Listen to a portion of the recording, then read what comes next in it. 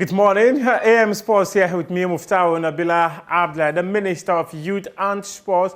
Mustafa Yusuf has hinted that a new Black Stars coach is close to being appointed by the Ghana Football Association. According to him, the FA is expected to present a final report to his ministry on who they have decided on to replace former coach Otto Addo.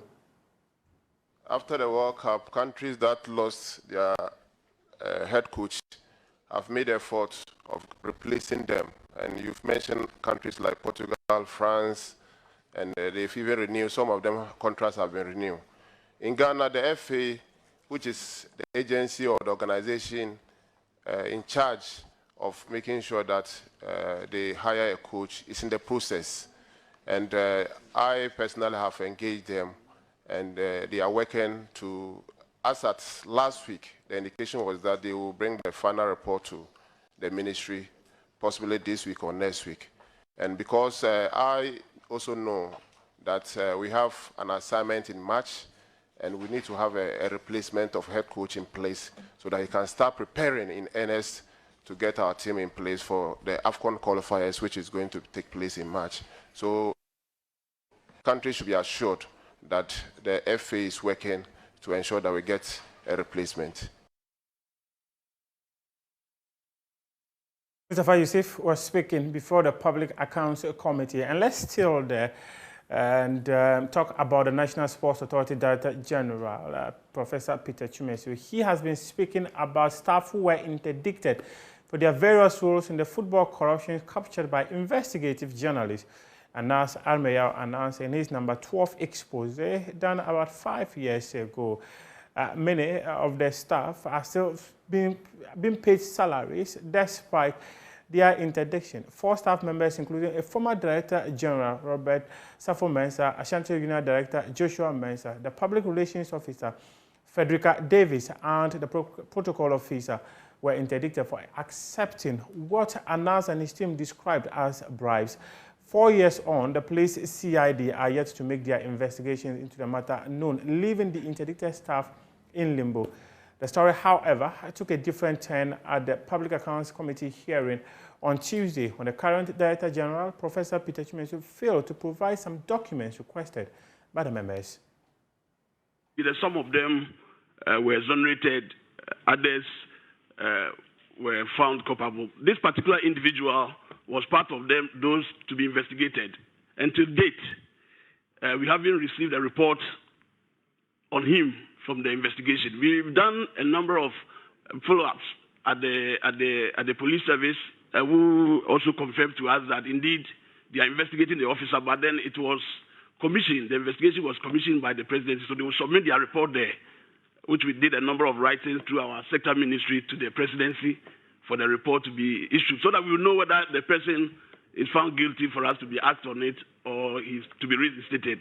Till date, we haven't received such a finality, and it has been a challenge for us indeed, officer who is on your own. So what you're telling me is that even beyond this period, he's being paid. Where are we? So on interdiction, he gets 50% of his salary. I think you are shirking your responsibility. In fact, I am of the opinion that you have the right to make a determination regardless of what the presidency might come up with. And I really think that after 2 years, you're not being fair to this gentleman, especially if he's innocent. In fact, a number of times we have written. When was the last time? Last year, but I can't confirm the actual date. To them? Yes. To the police? Yes, we have a number of. Do you have a copy of that letter?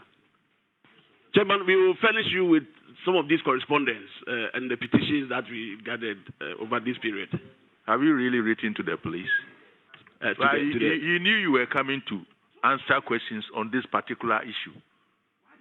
Why didn't you bring the necessary correspondence? Because see, if it was you who have been on half salary for 3 years, I'm sure you would have taken some action. Those letters you say you've written to the police, yes. Can you give us a copy?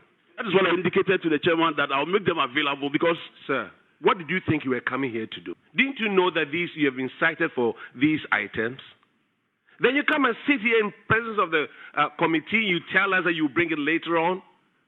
Did you think you were coming here for us to ask you how you were doing? Let's talk about the African Nations Championship happening in Algeria tonight. Ghana will come up against Sudan in the make-or-break tie in their second Group C clash.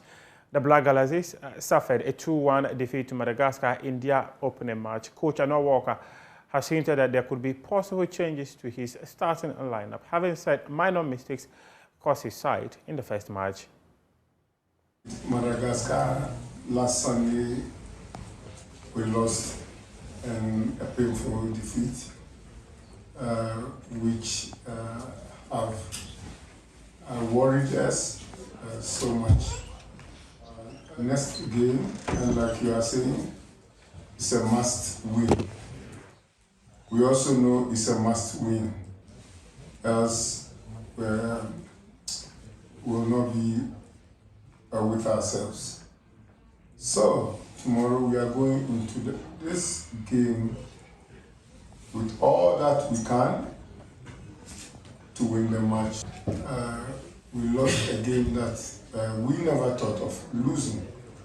So the other time I told you we're going back, watch the video, then see where we fall short, where the mistakes are, why we were able to concede 2 goals should enter into our goal, which we have done from Monday up to yesterday evening. We were seeing individual mistakes and collectively what went wrong.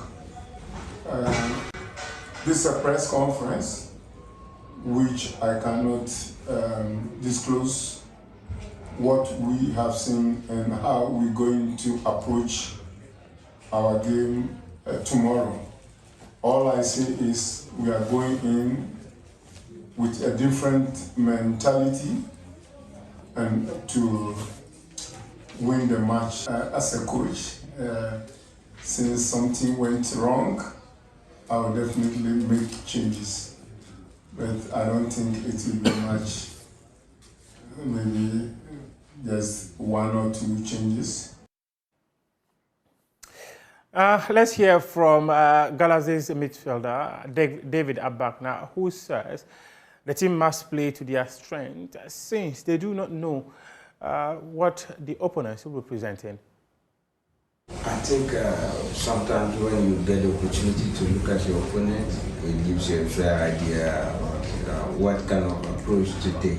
But in our situation where we haven't really seen them, what is important for us is to learn our strategy and focus on executing it to the very best. We have done that quite so well. The feeling we come to with the boys. We are back to training and staying focused for the game. We are prepared, mentally we are focused. We know the chances that we have going into this game. We know that it's a difficult one. We know what will happen if we don't win. And we know that we need to win for us to have a chance. I think this recognition is enough for us to want to stay focused and go out there and execute whatever plans that our technical team has planned out for tomorrow's game. This is our wrap-up AM Sports here with me, Muftawu Nabila Abdullah. Benjamin Akakpo returns with the big stories.